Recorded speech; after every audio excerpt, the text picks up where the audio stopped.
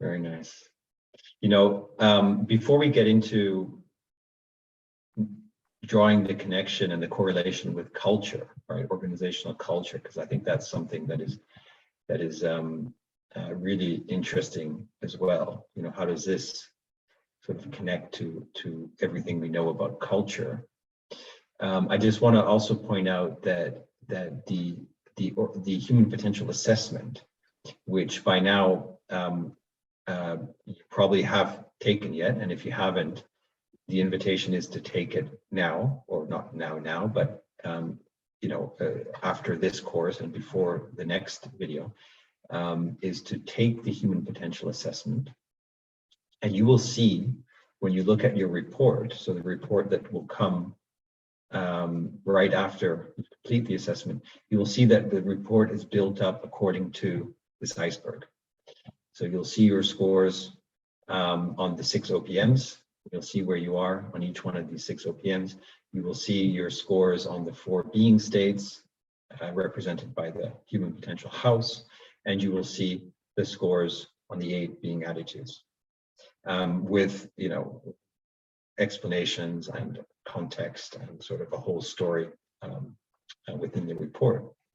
But I just want to say that it's built up. So this is really the foundational framework. And then the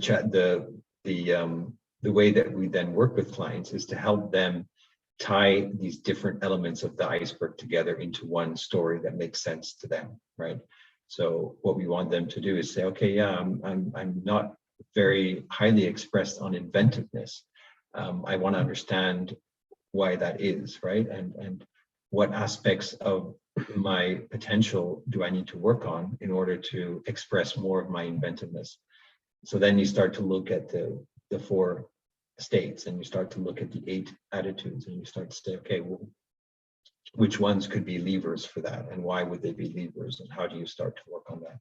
So you start to sort of tie all these things together into a conversation with your client so that they can come up with their own interpretation and their own understanding of you know, what this means for them, and how they move forward with their development. Yeah, so Peter, maybe you can give us a little bit of a sense of how does this iceberg connect to what we know about culture and the best practices in culture development. I think that's it's an interesting point to make here. I'll just bring up the other visual for that. Sure.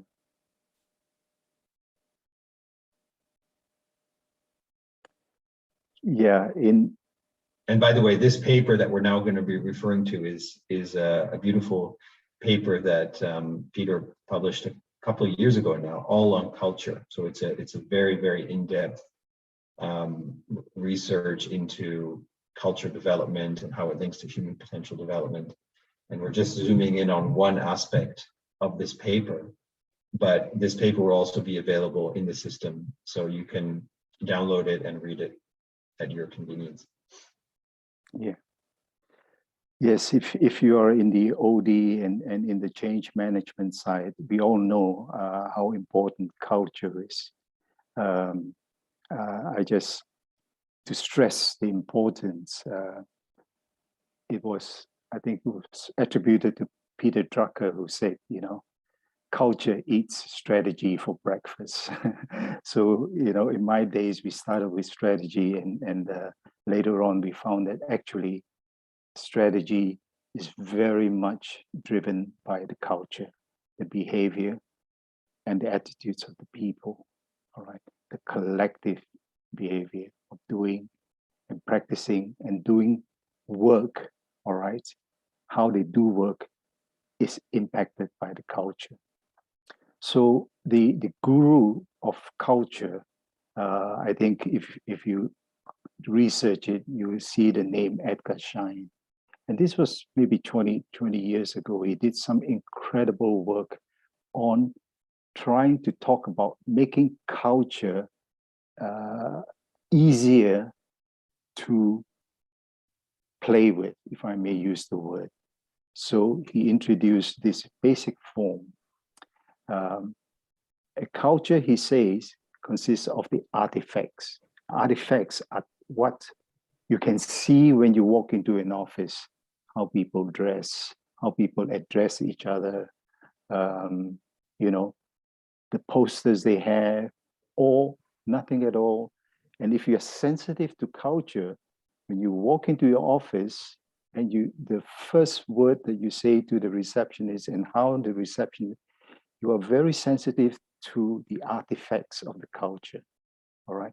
This tells you how the people make decisions. All right. Whether they are very, image orientated, or they are soft, or they are, hard.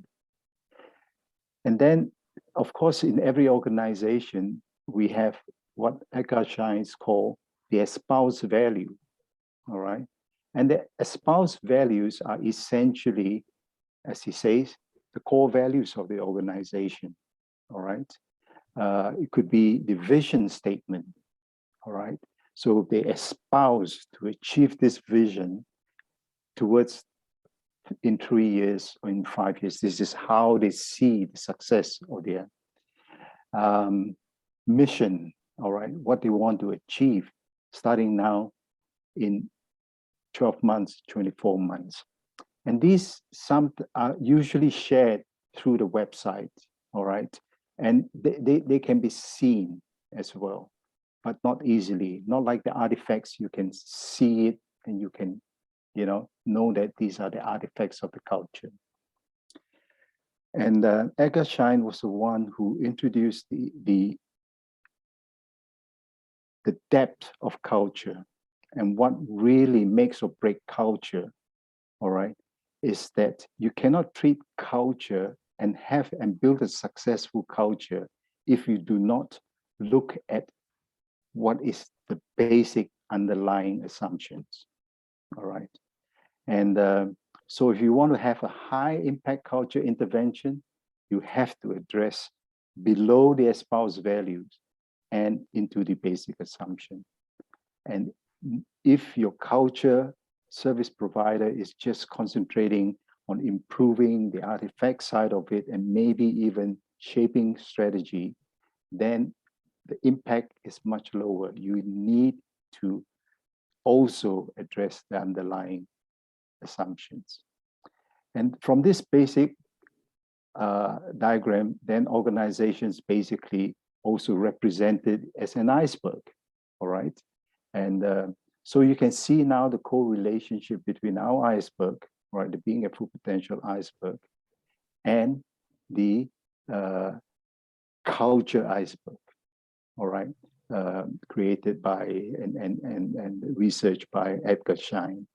So as you can see very quickly here, the external survival issues, we can correlate that with the organizational performance metrics. If you don't perform in this 6 area, or to perform in this 6 area is a question of survival, right? And then the espoused values, these are the integration, the middle layer, all right? And you can correlate it with our 4 states of being. And of course, the most important part of it, the very invisible, very intangible, basic assumptions, all right? And this is the source of deep human values and of human actions, and how we respond to deep issues comes from this. And here we have our 8 attitudes, all right? So you can see how, synchronous it is, the being a full potential or the being pyramid with other frameworks like, the culture iceberg. Yeah, Mark, I think I'll stop here. Yeah, that's great, Peter. I think that's a beautiful introduction to the culture at work, which, I think ultimately the kinds of interventions that we're talking about and the kind of work we do with organizations and leaders in organizations, it always comes down to in some ways it's culture development, right? Even if we're working at an individual level or at a team level, we are talking about integrating those deeper underlying assumptions with the key priorities that an organization or a team has defined for themselves. So, I think it's very relevant to make this connection point now.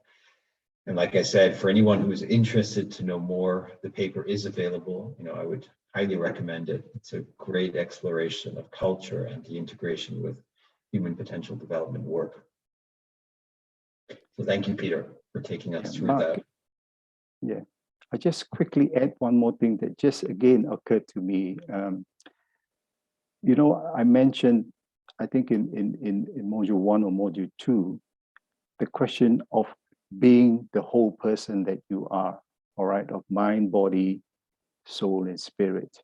So you can now actually look at the iceberg and say that the top of the iceberg is the mind and body, the rational, the thinking part, right? And the heart, the middle, is your heart and soul, all right? And if you, again, for metaphorically speaking, you can say the 8 attitudes, all right, are spirit side of the whole person, or in this case, the whole organization. So yeah, it's just how this thing just show up as we are talking to you, the participants, in preparing this session. How how this space invites us to correlate, tie the ends with all the pieces that we are bringing in this course. Yeah, great. That's a very nice way of looking at it, Peter. Yeah. The human being, right? The body, Yes. the mind, spirit, it's all connected. Lovely. So now we're going to start to close up for today, and we want to introduce the assignment. So the thing that we're going to be asking you to work on before stepping into the next session, into the next video. And let me share my screen again.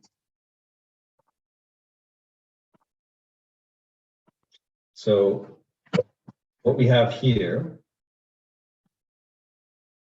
is, I'll make this bigger. What we have here is a breakdown of the top of the iceberg. So you will see here the 6 organizational performance metrics represented in a wheel. And you'll see that they've been color coded, again, according to how much they are being expressed or not expressed at a given point in time. And you see the definitions. So for each of those 6 OPMs, you have a brief definition. And then in the following slides, we break it down even further. So we take each of these 6 performance metrics, in this case, employee engagement. We have the definition, and then you'll see that it's broken down further into these 4 boxes: the red, the yellow, the green, and the purple. And this is basically showing you how you are scoring, or your team or your organization or whoever you're working with are scoring on this particular performance metric. So in this case, the arrow is pointing to the green. So that would suggest that this person is well expressed on employee engagement. And the way we would describe that is that this person is seeing deeper meaning in their work. They experience their job as an extension of who they are. And their unique strengths and talents are being valued in the work that they do. So that sort of is a way of describing how somebody or how an organization is doing when their score is green. Similarly, if the arrow was pointing to the yellow, there it would be, a situation where people are more extrinsically motivated. So, they don't feel a deep connection to their work, but they're there because, it offers them a decent pay and, possibility to grow in the organization, to get promoted, et cetera. So status is more of a driver in this situation. Red would obviously be, you know, a disconnection or a demotivated scenario where people don't feel a strong bond with their work. They don't feel engaged. They feel disengaged. And then purple is really where it's like this sense of ownership, even, you know, even if you're not technically an owner of the company, you feel so connected to the purpose and to what the organization is doing that you show up as an owner in the work that you do. You take on responsibilities, etc.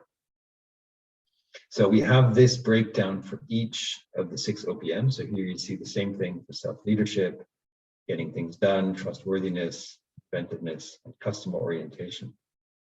And what we are going to ask you to do is to dive into these 6 slides and really immerse yourself into these definitions and into these descriptions, and try to put your own words to it. So, you know, you have paragraphs here. Of course, you can't learn these paragraphs by heart, right? So if somebody asks you, let's say a prospect or a client that you've been working with, and they say, tell me more about this customer orientation. How do you look at that? How do you break that down? You know, what you don't want to be reading each one of these 4 boxes, right? So you want to just be very brief in what you say, like, yeah, customer orientation is really about how well we listen to the implicit and explicit needs of the customers, right? The people that we're serving. You know, for example, red would be, you know, where customers don't feel listened to at all anymore. You know, there is this disconnect. Yellow would be that they just see you as a reliable partner. So there's a sense of, you know, you're reliable, but that's it. You know, I can count on, you know, things kind of being met and basic expectations being met. Green is when you go beyond, right? When you go beyond the expectations, and customers are pleasantly surprised by the types of services and products that are being offered. And purple is really where you don't just exceed expectations, but you kind of go beyond what the expectations are. You see into the future. You can bring new products, new ideas that customers can't even describe yet themselves. But once they're introduced, they go like, yeah, that's great. That's, you know, that is amazing, you know, and so it creates even a stronger bond with the customer. So to be able to very briefly, and I did it probably too long there, but just in 2 or 3 words, summarize what does each one of these boxes say? What is the essence of each one of these 4 boxes, the red, the yellow, the green, and the purple?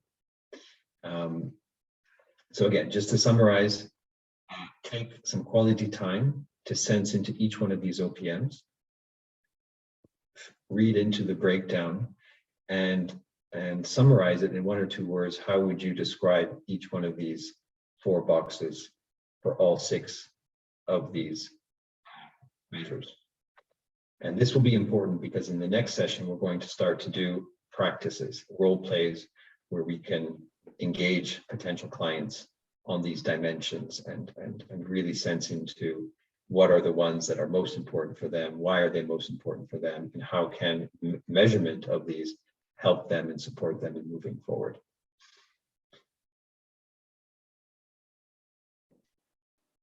Yeah, is there anything that I forgot, Peter? Anything you would like to add? No. That the exercise will really sort of it's a starting point for you to make these paragraphs your own, right? Because you are a unique person and you have phrases, experiences that now you can extract. And for example, customer engagement, when I was looking at the yellow, right? I would say the mindset is what's in it for me, all right? And then I'll do it. That's basically, for me, a phrase that I could use, right? So if I don't get anything out of it, I, hold back, right? I look for reward. And so the red, for example, would be, tell me what to do, and I'll do it. So that is not engaged, not fully engaged.